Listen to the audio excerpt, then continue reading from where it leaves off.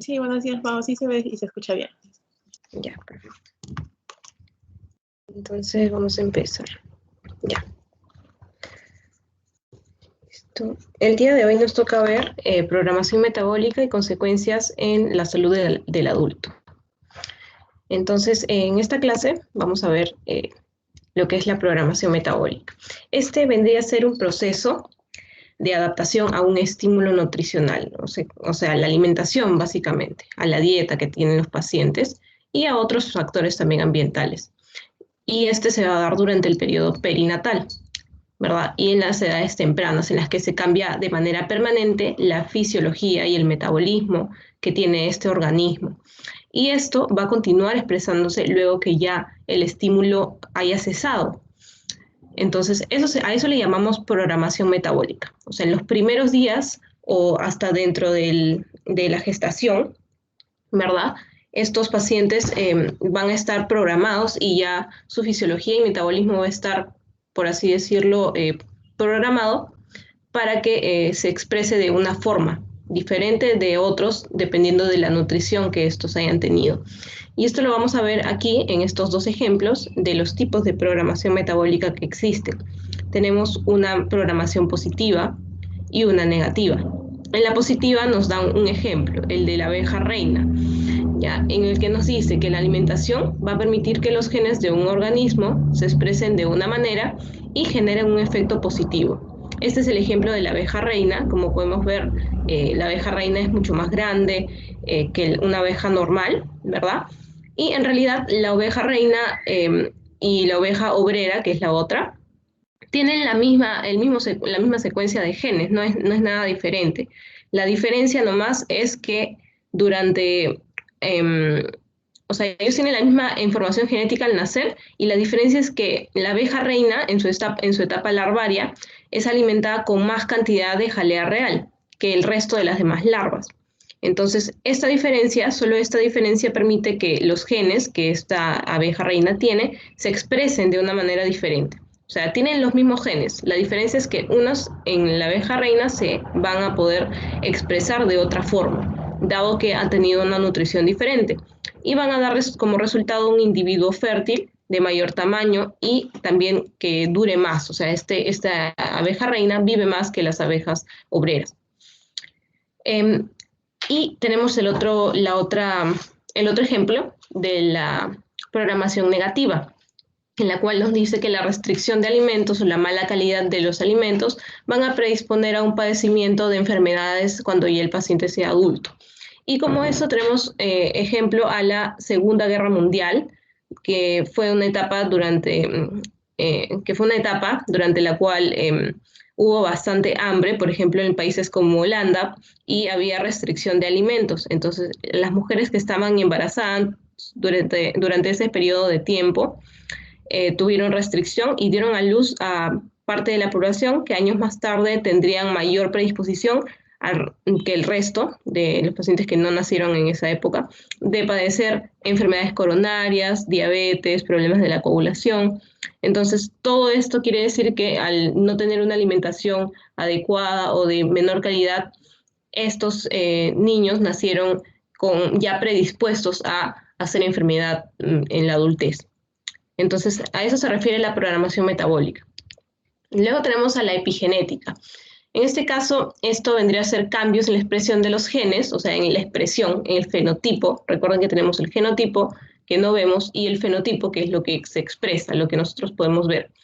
Y esto es efecto de un estímulo sin alterar el ADN. Recuerden que aquí no se altera el ADN, simplemente la expresión de los genes, y esto persiste aun cuando ya el estímulo no está. Entonces, por eso decimos, en realidad son como un sinónimo. Si vemos, prácticamente ambas definiciones nos quieren decir lo mismo, solamente que la programación metabólica se refiere a la alimentación en sí, ¿verdad? Y acá solamente en cambios que no son específicos. Entonces, esto se da por diversos mecanismos. Ya en eso no vamos a ampliar porque no somos biólogos ni nada que tenga que ver con genética, pero solo para que sepan que hay diversos mecanismos mediante los cuales se puede cambiar esta expresión de genes, cambio de los genes blancos, de programación metabólica, cambios en proteínas moduladas que pertenecen a la cascada de señalización de la insulina. Entonces, todo esto es acerca de genética. Ya son diversos mecanismos por los cuales podemos cambiar este fenotipo, o sea, la expresión de los genes. Entonces, ¿esto por qué nos importa a nosotros? Porque esto va a influenciar en el crecimiento y el desarrollo del feto. Entonces, ese crecimiento y desarrollo tiene diversos determinantes. En primer lugar, está el estado nutricional de la madre. Una gestante que tenga una ingesta materna baja o baja capacidad de absorción va a dar a luz a un niño que no tenga o que crezca muy poco dentro del útero. ¿Ya? Si hay malnutrición durante la gestación, ¿esto qué va a ocasionar? Que el feto tenga menos número de células, haya modificación estructural de sus órganos, que haya selección de ciertos clones de células y modificación de los ejes hormonales del feto. En la función placentaria también es otro determinante. Si es que la placenta no está intacta, hay insuficiencia placentaria, el crecimiento del feto también se va a ver afectado, va a crecer muy poco. Y si es que hay falta o hay un inadecuado lecho vascular, o sea, no hay adecuada vascularización para el feto, ¿qué puede haber? Trombosis, infartos, masa de tejido placentario disminuida y menor aporte, que es lo que nos importa, va a haber menor aporte de oxígeno, de nutrientes, y nuevamente el bebé no va a crecer de manera adecuada dentro del útero. Y finalmente la capacidad del feto para utilizar los nutrientes. Ya eso es intrínseco de cada feto, ¿verdad? Pacientes de repente con cromosomopatías, malformaciones uterinas o infecciones intrauterinas. Entonces, esas son las tres determinantes: la madre, la placenta y el feto. Y recuerden que ya hemos estado hablando bastante de esto en nutrición, los primeros 1000 días, que son los más importantes en los bebés. ¿Por qué? Porque durante esta etapa es que se da esta programación metabólica. O sea, los primeros 2 años del bebé, desde que está gestando la madre hasta los primeros 2 años, esos son los 1000 días. Y en esta etapa es en la que se va a dar esta programación. Entonces, si la madre tiene alteraciones las alteraciones del crecimiento y del desarrollo, van a generar cambios funcionales, o sea, a nivel del útero. Si en cualquiera de estos niveles o determinantes se ven afectados, esto van a generar cambios funcionales y ya no va a haber forma de cambiarlo, como hemos visto, porque una vez que nosotros tenemos esta programación metabólica, como dice aquí, en las etapas tempranas de la vida, esto se da de manera permanente, o sea, la fisiología cambia y no va a haber forma de volver, o sea, por más que tú quites el estímulo, ya no va a haber un cambio, va a ser un cambio permanente en el metabolismo del organismo. Entonces, esto va a llevar a cambios funcionales y son mayor riesgo de estas enfermedades, enfermedad cardiovascular y diabetes principalmente. Luego tenemos a la obesidad, dislipidemias, junto con esto el síndrome metabólico y también a riesgo de asma. Entonces, las señales que pase la madre al niño a través de la placenta dependerán también de su alimentación. Eso es importante, la alimentación de la madre, del medio ambiente donde se desarrolla, de la contaminación donde vive esta madre, de la radiación a la que puede estar expuesta y también el feto, al consumo de drogas, alcohol, tabaco durante la gestación y también otros factores, ¿verdad? Entonces recordar que por eso es que son importantes estos 1000 días, porque luego de estos 1000 días, por más que tú le des al bebé lo que le des, por más que quieras darle suplementos, ya no hay forma de cambiar esa programación y de todas maneras el bebé va a estar predestinado a hacer estas enfermedades más adelante. Obviamente que esto va a estar influenciado no solamente por esto, sino también, por ejemplo, aquí, como vemos aquí, estas enfermedades no transmisibles están afectadas por variación genética, la programación, que es lo que estamos viendo, y el estilo de vida. Obviamente el estilo de vida, bueno, si nosotros tratamos de mejorarlo en estos pacientes, va a contribuir a que de repente estas enfermedades no aparezcan tan rápido o que no aparezcan, ¿verdad? Pero de todas formas ya están predispuestos, o sea, van a tener una desventaja con las demás personas que no hayan tenido esa programación negativa que ellos han tenido. Entonces, de todas formas es una desventaja porque para ellos va a ser mucho más difícil no tener estas enfermedades. Entonces, los orígenes fetales de estas enfermedades vendrían a estar aquí. en el insulto intrauterino, ¿verdad? Va a haber un insulto o un daño a nivel intrauterino, que es la desnutrición, ¿verdad?, de la madre, o a nivel de la placenta, que ya hemos visto, o por el mismo feto, ¿verdad? Entonces, estos van a afectar a nivel del músculo esquelético, a nivel vascular y a nivel renal. Entonces, como vemos aquí en el músculo esquelético, ¿qué pasa? Hay menos insulina, menos fibras oxidativas, la función mitocondrial también disminuye, la oxidación de ácidos grasos, y todo esto contribuye a menor capacidad muscular de oxidar. Y la insulina baja, junto con esta capacidad muscular oxidativa que está baja, va a generar la resistencia a la insulina. En cambio, a nivel vascular, la proliferación de células vasculares del músculo liso, disminución de la inflamación, todo esto lleva a disfunción endotelial y aterogénesis y finalmente la hipertensión. Y el riñón también va a estar afectado el sistema renina-angiotensina, por lo tanto también contribuye a la hipertensión. Entonces, y además, si en esto, en la infancia, la ingesta de nutrientes no es coincidente, si el niño ya en la infancia tiene un estilo de vida que no es saludable, es sedentario, come mal, entonces va a llegar a la edad adulta y finalmente va a ser el síndrome metabólico, ¿verdad? Diabetes, hipertensión, obesidad. Entonces, a eso nos predisponen esta programación negativa. Entonces aquí, por ejemplo, tenemos ejemplos. La baja ingesta de proteínas reduce el riesgo de obesidad infantil. Las dietas deficitarias en proteínas dan resistencia a la insulina y aumento en la síntesis de ácidos grasos hepáticos. Entonces, si vemos que una baja ingesta de proteínas y una dieta alta o deficitaria en proteínas, vemos que van a afectar a estos niños, ¿ya? Entonces, déficit de vitamina A también nos puede causar diabetes, obesidad, si se asocia con una dieta hipercalórica postnatal. Esto porque es importante, chicos, porque cuando un bebé o un bebé nace con bajo peso, que ahorita creo que lo vamos a ver un ratito, ya, déficit de vitamina A, recuerden esto de aquí, y de calcio y zinc, hipertensión, ya, para poder ver esta otra lámina. Entonces, aquí me interesa esto porque el bajo peso al nacer va a ser muy, muy determinante en estos niñitos, ¿ya? Lo que ocurre con estos pequeñitos es que como el bebito nace con muy bajo peso, a veces los papás quieren que rápidamente recuperen el peso que deberían tener o que pensando que aumentando su peso rápidamente el bebito va a mejorar, por así decirlo, ¿no? O va a compensar este bajo peso que tuvo al nacer.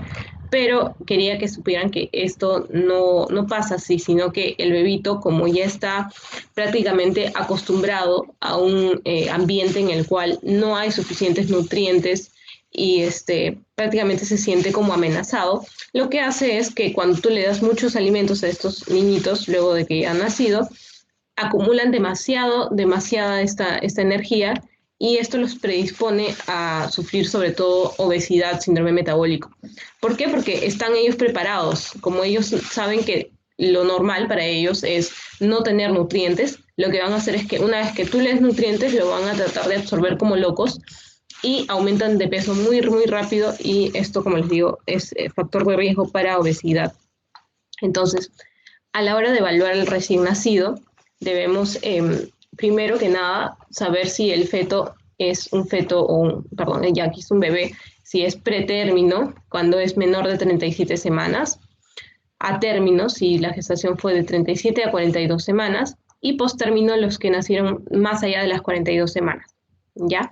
También debemos saber si el peso es adecuado para esta edad gestacional. Y esto se ve con tablitas, así que no se preocupen. Pero lo podemos clasificar como un peso adecuado para la edad, pequeños para la edad o grandes para la edad gestacional.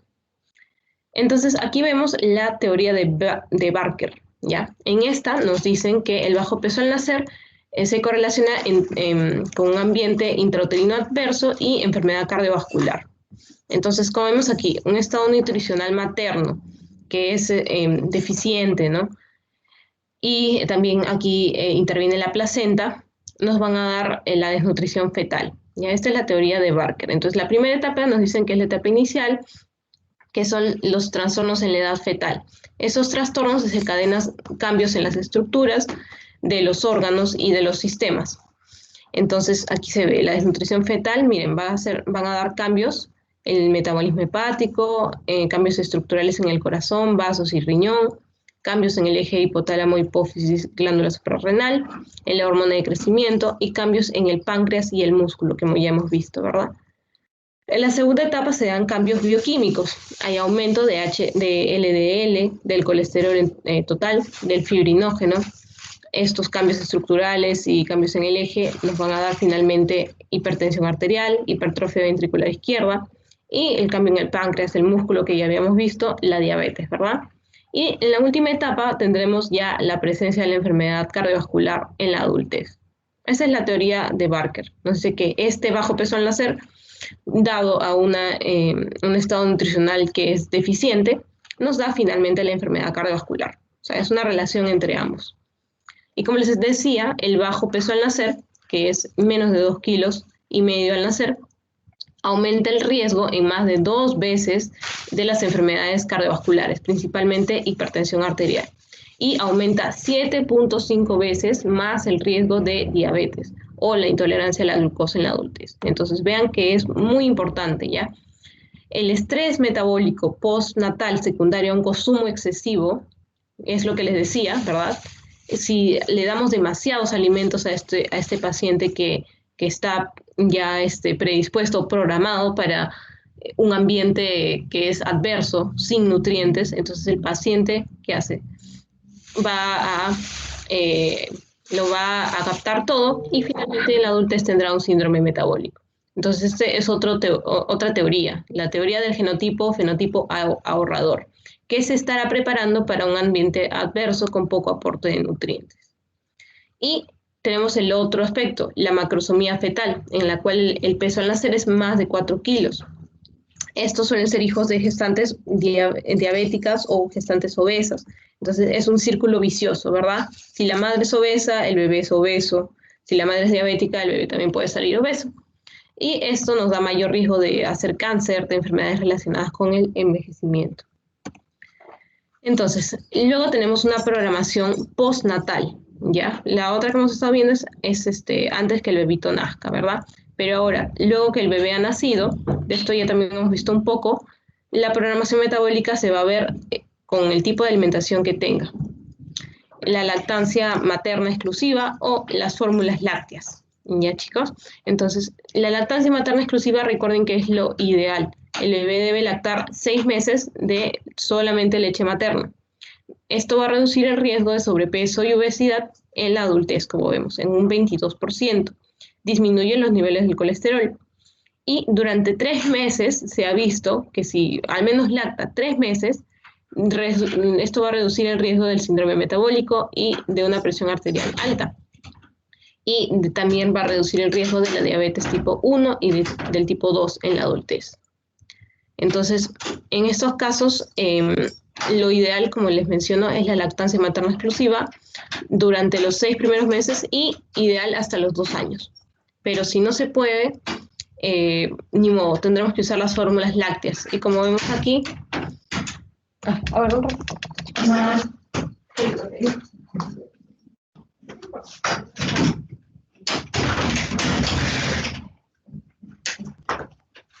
Ya, entonces, las fórmulas lácteas, de esto ya hemos hablado un poquito, entonces recuerden que no es lo ideal, pero porque esto lo que nos hacía era, nos daba riesgo de hiperinsulinemia, recuerden, ¿no? Al final el paciente puede ser obeso, síndrome metabólico nuevamente. Entonces recuerden que influencia mucho la alimentación tanto a nivel gestacional y también a nivel de recién nacido. Recuerden, hasta los 2 años. Entonces, los primeros 1000 días son los más importantes. Que el paciente tenga, bueno, que la madre tenga una buena alimentación y esté bien nutrida, y luego que la lactancia materna sea exclusiva.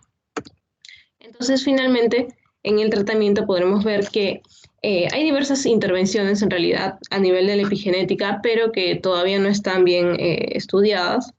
en las cuales se hace uso nuevamente de la genética, la inhibición de metilación de ADN, desacilación de histonas, ¿verdad? Son cosas de genética. Pero lo que realmente nosotros podemos intervenir es en esto de aquí, tratar de llegar al embarazo con una adecuada nutrición, ¿verdad? Dar una buena nutrición a la madre, a la gestante. Que la paciente no tenga malnutrición significa que no tenga sobrepeso y que no esté obesa, ¿ya? Y tampoco que esté con bajo peso, ¿ya? Recuerden que en el embarazo las gestantes deben ganar un peso adecuado dependiendo de en qué etapa se encuentre. Cada semana tienen que ganar cierta cantidad de gramos, ¿ya? De peso. Evitar la ganancia excesiva de peso durante el embarazo, ¿ya? Por eso son importantes los controles prenatales. Promover el control prenatal estricto, ¿ya? Identificar si la paciente tiene diabetes gestacional o tiene preeclampsia. Esto sobre todo se ve al segundo o tercer trimestre. Recibir los suplementos, por eso les digo, es importantísimo que estos pacientes vayan a sus controles porque ahí reciben sus suplementos de calcio, de hierro, de ácido fólico, vitamina D, para que el bebito crezca bien. Promover la lactancia materna exclusiva los primeros 6 meses y, si es posible, extenderla hasta los 2 años, como hemos mencionado. Evitar el consumo de alcohol, tabaco y sustancias químicas en el embarazo. También medicamentos, tratar de evitar en su mayoría. Y programas de nutrición temprana con recomendaciones claras y adoptar estilos de vida saludables desde la infancia que le permitan que persistan durante la adultez. Sobre todo ejercicio físico y dieta, que es lo más importante. Una dieta que sea balanceada. Y finalmente educar a la población fértil.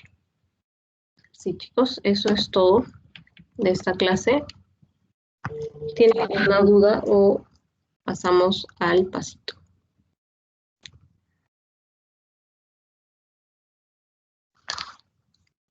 ¿No tienen dudas? Hola. Uh-huh. En la parte de orígenes fetales de la enfermedad del adulto, Uh-huh. ahí decía que la baja ingesta de proteínas reduce el riesgo de la obesidad infantil y también, pero déficit de proteínas produce resistencia a la insulina. Claro, o sea, ya mira, acá te estoy poniendo. La baja ingesta reduce el riesgo de la obesidad infantil, pero a esto se refiere o sea, la baja ingesta se refiere a una ingesta, por ejemplo, si lo que come la paciente es, o sea, lo que me refiero es que baja ingesta no se refiere a dietas deficitarias, por si acaso. O sea, dietas deficitarias es que la paciente está comiendo menos de lo que debería. En cambio, baja ingesta aquí se refiere a una ingesta correcta, pero en el límite bajo. ¿Se entiende? O sea, si lo ideal es que coma entre 1 a 1.5 gramos por kilogramo de peso de proteínas, ella come 1 gramo, o sea, la más baja, lo más bajo que pueda de proteínas, pero que esté dentro de lo normal. A eso se refiere a que no consuma proteínas de más, o sea, que consuma lo que tiene que consumir. En cambio, el déficit quiere decir que la paciente ya está comiendo menos de este gramo que necesitaba, ¿no? Que en realidad no es 1 gramo, porque para las embarazadas es diferente. Entonces, si la paciente tiene déficit de proteínas, ahí es que va a ser la resistencia a la insulina y ahí es que hay mayor síntesis de ácidos grasos hepáticos, ¿no? Para tratar ¿cómo se dice? Para tratar claro, esta pérdida de proteínas que no tiene, ¿verdad? Entonces, a lo que me refiero en todo caso, si no fuera baja ingesta, sería como, mejor aquí debería ser ingesta adecuada de proteínas. A eso se refiere, una ingesta adecuada para su edad gestacional de proteínas. Esto es lo que va a reducir el riesgo de obesidad infantil. Pero si te pasas, por eso decía, o sea, es muy importante esto porque si te pasas de la ingesta adecuada a la deficitaria, entonces ahí sí tienes riesgo de estas enfermedades. Por eso es importante que la paciente vaya a sus controles, porque en cada control van a revisar si está alimentándose bien, si está ganando peso adecuadamente y dependiendo de eso aumentan o disminuyen su cantidad de proteínas, todo eso. Entonces esa es la diferencia. Ahí no estaba tan claro, pero ya está claro. ¿Sí? ¿Está bien? Ya, listo. Entonces voy a pasarles ahorita el pasito Y con eso acabamos.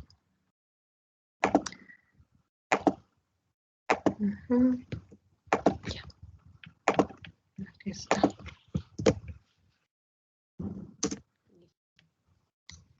Tienen igual 5 minutos para darle.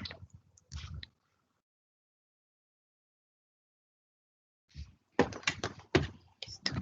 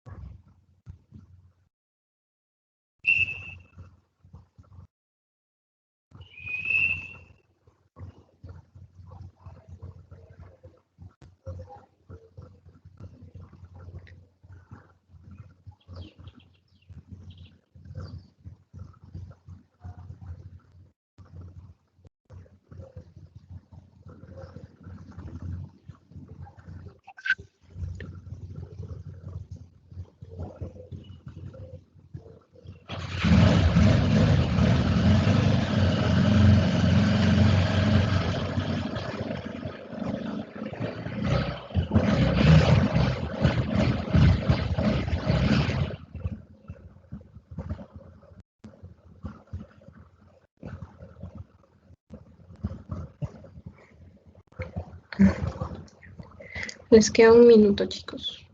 Bueno, chicas.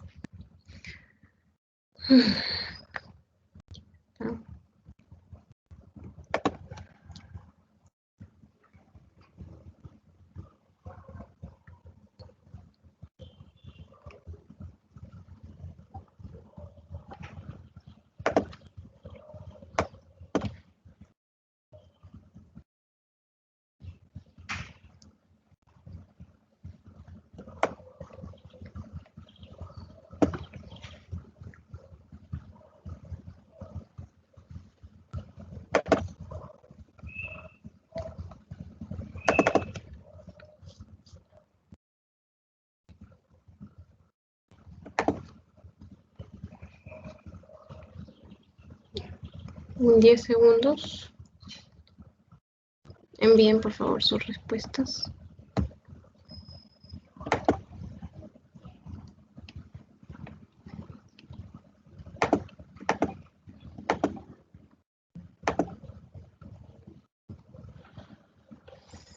Ya, chicos.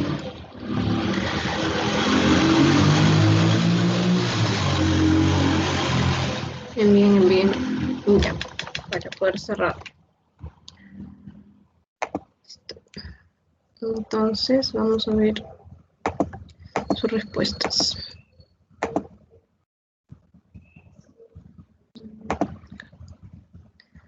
Ya, listo.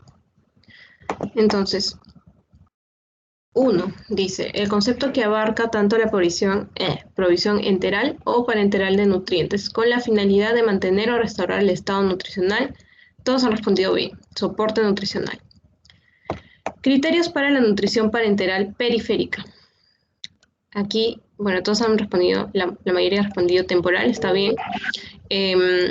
Recuerden que la periférica no requiere acceso central porque por eso se llama la nutrición parenteral central o total. ¿No?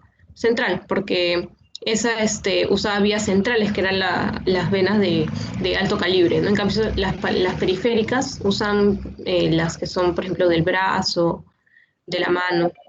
¿Ya? En pacientes desnutridos, esto estaba aquí en las diapositivas, donde había una tablita que diferenciaba ambas, ¿no? La periférica de la central. Entonces, revisen esa tablita, ahí le puse en rojo la respuesta encima. El criterio para usar sonda nasogástrica como parte de la nutrición enteral es cuando el tiempo es, aquí sí se han confundido algunos, pero la respuesta es esta de aquí, de 3 a 4 semanas, ¿ya? Menor de 3 a 4 semanas, chicos. Eso también está en la diapo, ya, eso es un poco de memoria. Y son indicaciones de soporte nutricional, excepto, ya, ¿cuáles son las indicaciones de soporte nutricional? ¿Recuerdan? A ver, obstrucción gástrica o intestinal, sí, eso lo vimos. Anorexia también, ¿verdad?